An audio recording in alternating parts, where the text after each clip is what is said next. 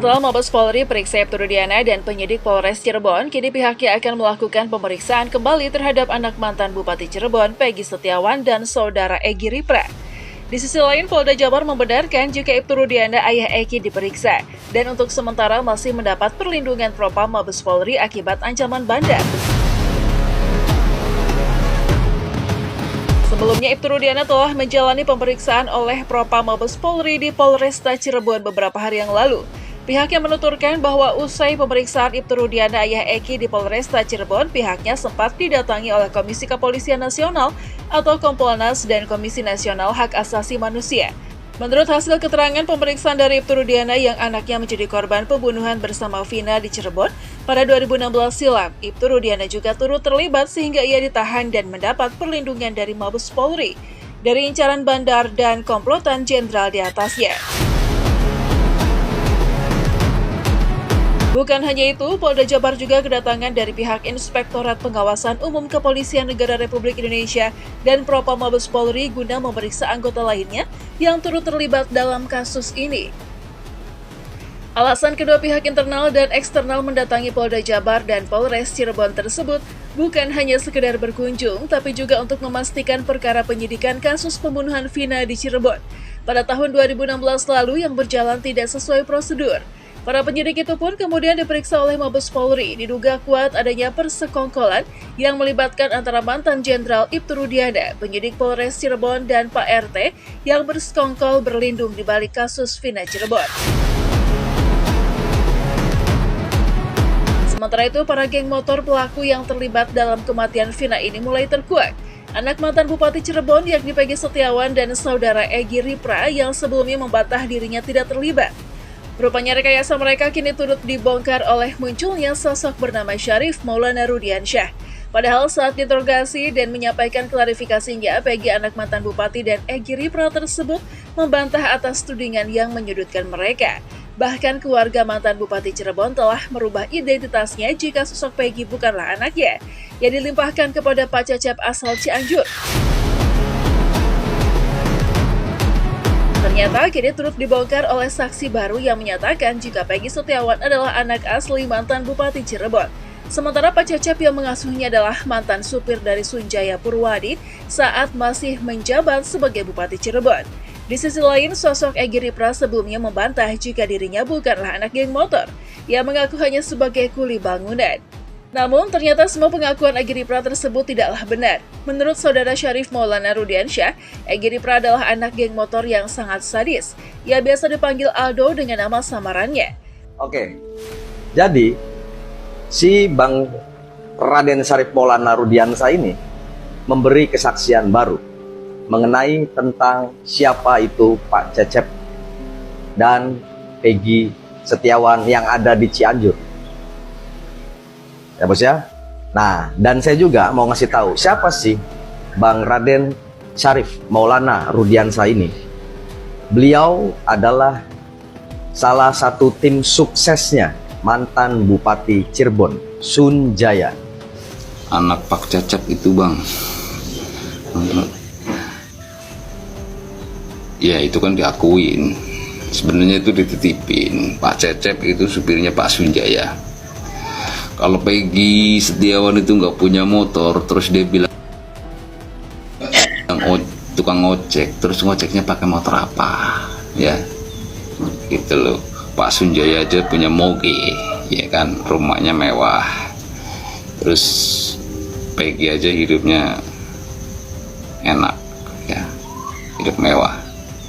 Nah, benar. Nama Aldo itu adalah nama samaran yang dipakai oleh Egy Ripra. Oke, kita langsung saksikan aja. Dia ini ingin menutupi,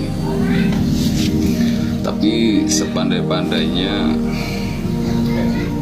orang menyimpan bangkai pasti akan tercium, ya. Coba bang jelaskan tentang nama samaran Aldo adalah Egy di postingan abang di Facebook. Oke, ini saya jelaskan ya.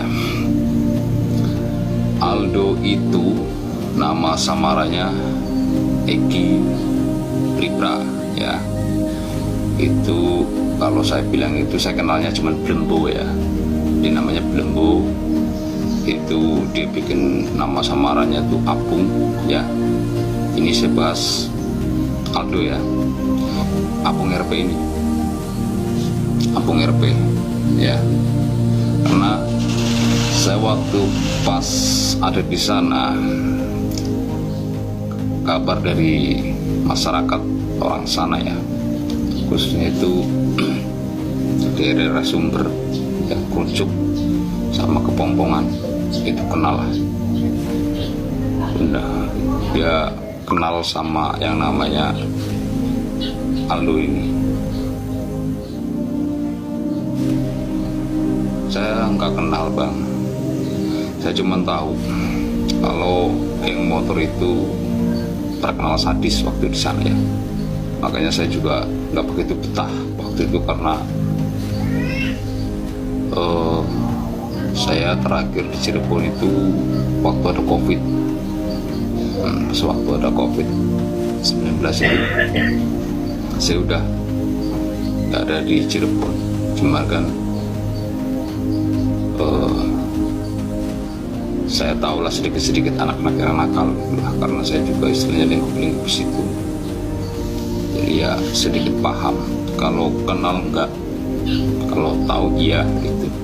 Selain itu, wanita bernama Widya belakangan juga sering aktif lewat sosial medianya, singgung perihal kasus Vina yang melibatkan para pejabat dan sejumlah jenderal. Dari sebuah kesempatannya, Widya turut membongkar jika geng motor yang menewaskan Vina ini adalah tim sukses dari Sunjaya Purwadi, mantan Bupati Cirebon. Bahkan Widya juga bongkar keterlibatan Ibtu Rudiana saat Vina masih hidup dan dibawa ke rumah sakit. Tahu betul yang namanya Sunjaya. Mereka geng motor itu termasuk AF itu adalah tim sesnya Bapak Sunjaya, seorang Bupati Cirebon. Lalu seorang Sunjaya itu siapa? Sunjaya adalah mantan seorang jenderal. Jadi ingat, seorang Vina pada saat dilarikan di rumah sakit masih hidup. Paham? Sampai di situ selesai mendadak begitu saja. Kenapa? Ibtu Rudiana bungkam, padahal salah satu korban juga anaknya. Tidak mau berlarut-larut, tidak nyaman kan akhirnya. Bupati Sunjaya, mantan bupati, anak-anak itu adalah tim sesnya, termasuk. Maraknya kasus Vina yang beredar luas tak menemukan sebuah penegakan hukum. Aktivis senior ini juga turut memberikan komentar pedas kepada pihak Polri, khususnya terhadap ayah korban Eki, Ibtu Rudiana. Ia sebut Ibtu Rudiana sembunyi di balik jenderal berbintang, khawatir kasusnya terungkap.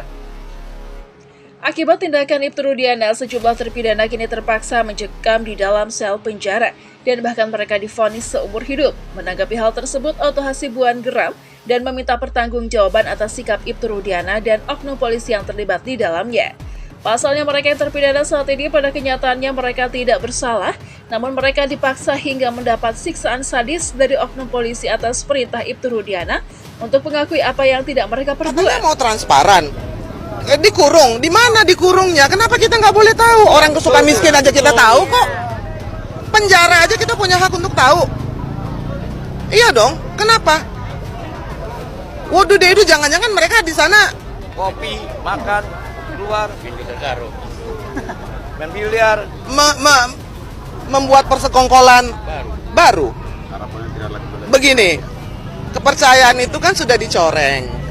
Jadi kan kepolisian punya kesempatan untuk membuktikan. Ini loh yang kami lakukan, ini gambarnya, ini contohnya. Ini ada pelanggaran etik apa? Menghilangkan barang bukti. Kan dia bukan penyidik. Mana ada dia etika profesional untuk itu? Kalau ada orang yang tidak bersalah tetapi dihukum dan diperlakukan tidak adil, maka hanya orang-orang yang berpikirlah yang mau menyelesaikan persoalan itu. Dan itulah advokat. Itulah advokat.